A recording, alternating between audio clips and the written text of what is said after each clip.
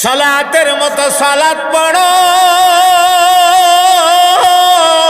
নামাজের মতো নামাজ তুমি পড়ো, সেজদা লাগানির মতো সেজদা তুমি লাগাও। যদি তুমি সেজদা লাগায়া সুবহান রাব্বিয়াল আ'লা বলতে থাকো, তুমি জানো নি হে বান্দা তোমার এই সেজদার লোড কত হবে, সেজদার ওজন কত হবে। তোমার এই সেজদার ওজন আল্লাহ পাকের আরশে আজিমের চাইতেও আরো কোটি গুণ বেশি হয়ে যাবে। এজন্য আমার ভাই মুত্তাকি হওয়ার জন্য সম্পর্ক করা লাগবে কয় জায়গায়? আর জোরে বলেন কয় জায়গায়? প্রথম কোন জায়গায়? আল্লাহর সাথে। মাশাআল্লাহ, এই পর্যন্ত কথাটা রেখা দিই, বাড়াইলে অনেক কথা বলা যাবে। 2 নাম্বার তাল্লুক মার রাসূল, রাসূল পাকের সাথে সম্পর্ক। রাসূলের সাথে সম্পর্ক কেমনে করবেন? উত্তম উদাহরণ সাহাবায়ে কেরাম আজমাইন যেমনে করছিলেন এমনে করবেন। সুবহানাল্লাহ বলেন। উত্তম উদাহরণ কি? কেমনে করবেন? বলে সাহাবায়ে কেরাম আজমাইন যেমনে করছিলেন এমনে করবেন। সাহাবায়ে কেরাম আজমাইন কেমনে করছিলেন? সাহাবায়ে কেরাম আজমাইনের কথা ছিল, আমি আমার জীবনটা দিয়া দিতে পারি, আমার জান দিতে পারি, আমার সব সম্পদ দিয়া দিতে পারি গো, লেকিন একটা মুহূর্তের জন্য আমি আমার নবী পাকের ছাড়তে পারি না। কথা বলুন ঠিক কিনা? এই হলো সাহাবায়ে কেরামের মহব্বত রাসূল পাকের সাথে।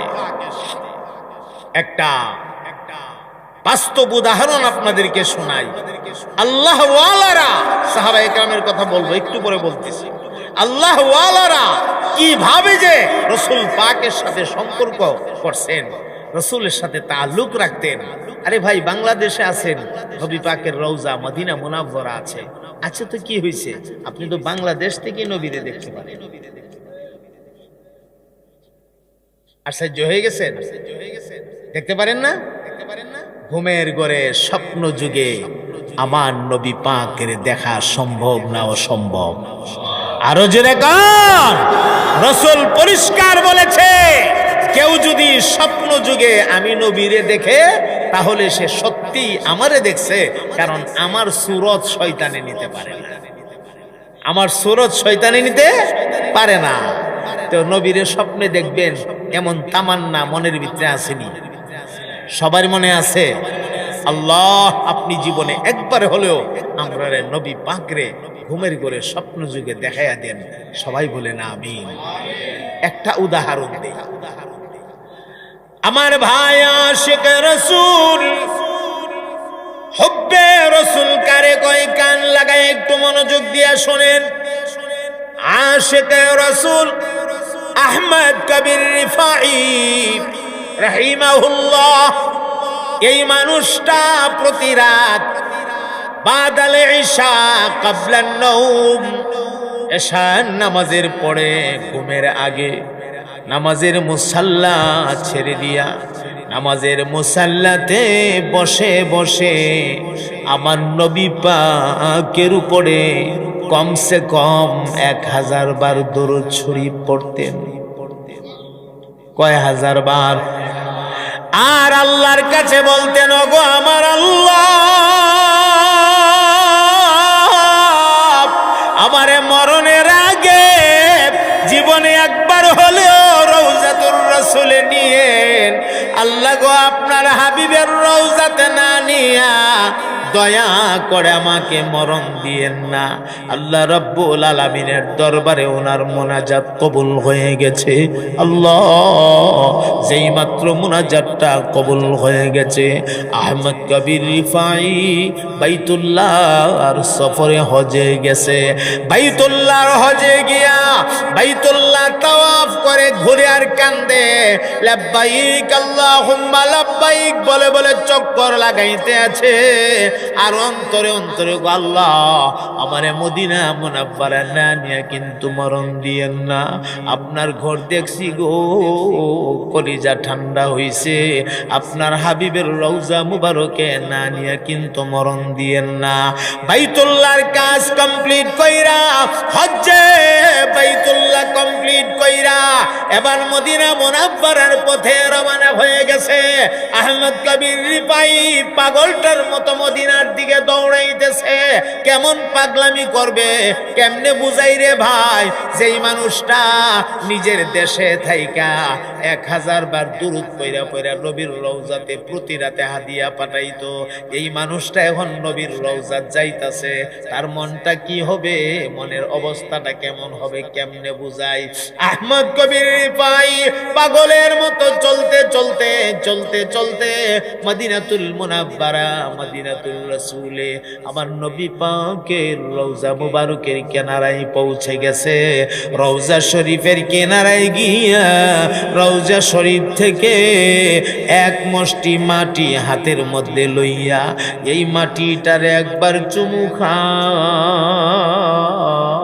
মাটিটারে একবার কপালে লাগা, আরেকবার মাটিটারে বুকে লাগা। আর পাগলের মতো বারবার সামনে দাঁড়ায়া দাঁড়ায়া সালাম পেশ করতেছে। সালাম এক পর্যায়ে আল্লাহকে ডাক মারলেন, রে মালিক, হাদিস শরীফে পড়েছি গো আপনার হাবিবের রওজাতে সালাম দিলে আপনার বন্ধু নাকি সালামের জবাব দে, কিন্তু কই গো আমি যে সালাম দিতেছি কোনো উত্তর তো আমি পাই না। আল্লাহ আমার কানের পর্দা খুলে দেন না, আমি যেন আপনার হাবিবের সালামের জবাবটা পাই। আল্লাহ রাব্বুল আলামিন দোয়া কবুল করে নিয়েছে। আহমদ কবির রিফাই এমনি শুনে রওজা শরীফের ভেতর থেকে মধুর কণ্ঠে সালামের আওয়াজ কানের ভেতরে বাজতে আছে। আমার নবী পাকের আওয়াজ, এটা কত মধুর আওয়াজ, কোন ভাষা দিয়ে আপনাকে বুঝাবো।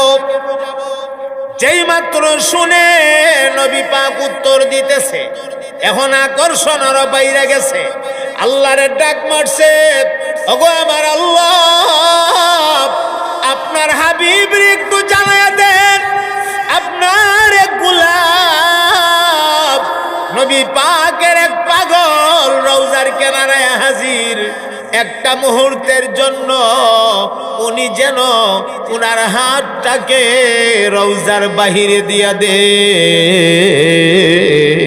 আর আমি যেন একবার হাতের মধ্যে মুসাফা কইরা একটা চুম্বন খায়া নিজের জীবনটারে যেন ধন্য করে নিতে পারি।